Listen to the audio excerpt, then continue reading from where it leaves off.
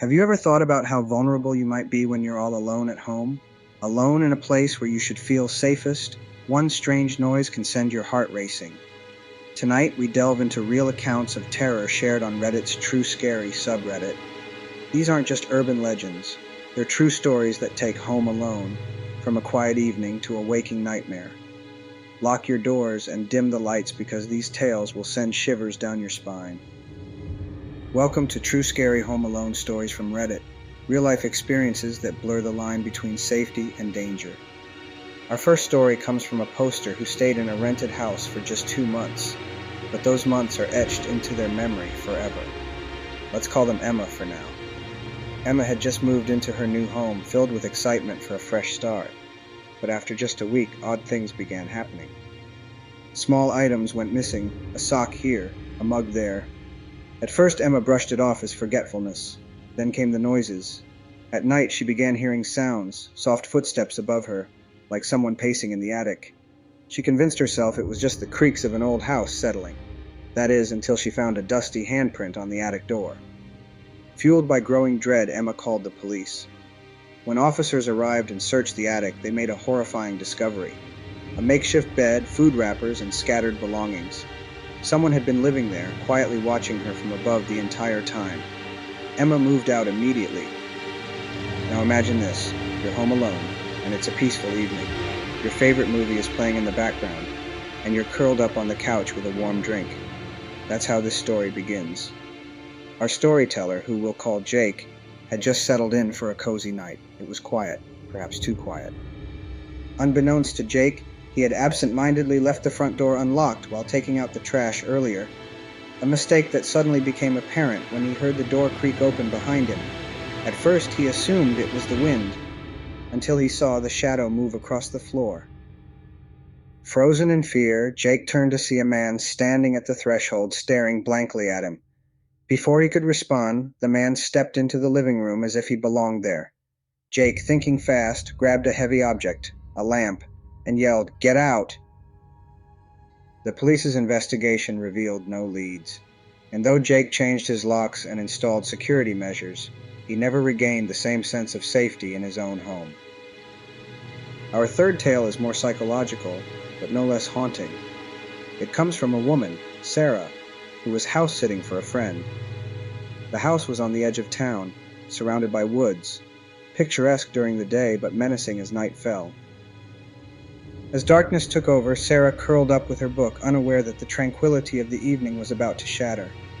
Around 11 p.m., faint footsteps echoed outside near the porch. At first she thought it was an animal, but then the footsteps circled the house, slowly and deliberately, over and over again.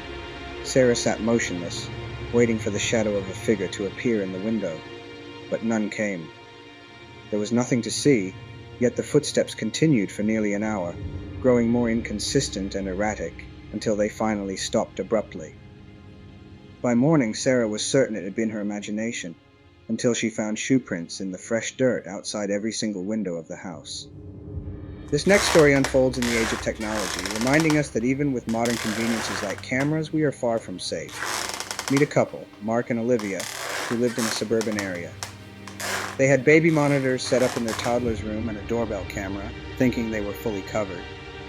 One night, while Mark was working a late shift, Olivia heard a faint, rhythmic noise through the baby monitor, a soft tapping. It wasn't coming from the baby, but seemed to be emanating from somewhere in the house. Panicking, Olivia checked every room but found no one. It wasn't until days later that she reviewed the doorbell camera footage from that night. At the exact time of the tapping, a man stood just outside their door, staring intently at the camera, a wide grin on his face. He rocked back and forth, creeping closer to the lens before disappearing into the night. Police never found the man. Olivia hasn't turned off the cameras since. These hair-raising stories all share a common thread: being alone, exposed in what should be a protected space. From strange noises overhead to silent figures lingering at the edges of your periphery, these experiences play on a primal fear deeply ingrained in all of us.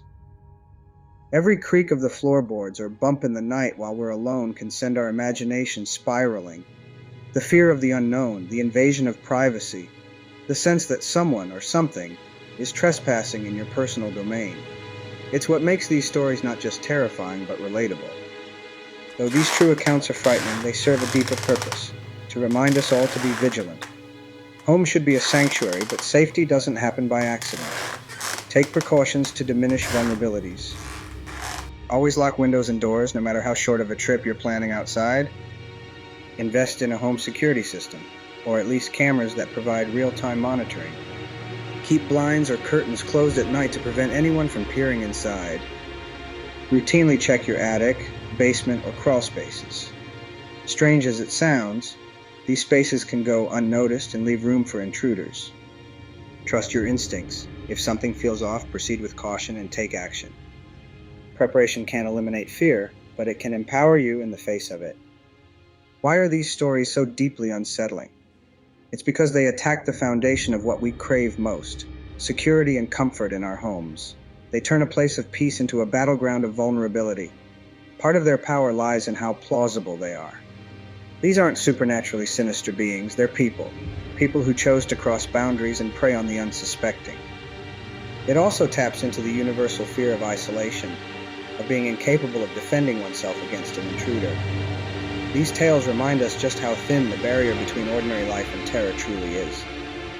Before we wrap up, here's one last story, a twist-ending nightmare that's bound to stay with you.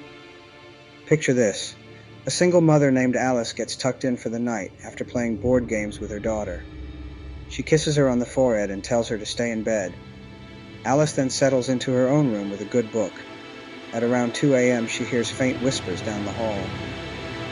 At first, she shrugs it off as her daughter talking in her sleep. But curiosity gets the better of her, and she tiptoes toward her daughter's room. The whispers stop, but when she turns to leave, she hears it again. This time, it's right next to her ear, saying, "Check the closet." Her blood turns cold as she slowly opens the closet door. There, crouching among her daughter's toys, is a man staring up at her with a twisted smile. In a blind panic, Alice slams the door and grabs her daughter, locking themselves in the bathroom until the police arrive. These stories are horrifying not just because of their content, but because they highlight a terrifying truth. Danger can strike anywhere, even in the sanctity of our homes. Take these tales as cautionary lessons and equip yourself with tools to protect your home, because when you're alone, it's too late to ask, "Did I lock that door?" Thank you for watching True Scary Home Alone Stories from Reddit. Share this video to spread awareness and help others stay vigilant. And remember, stay safe, stay alert, and don't forget to triple check your locks tonight.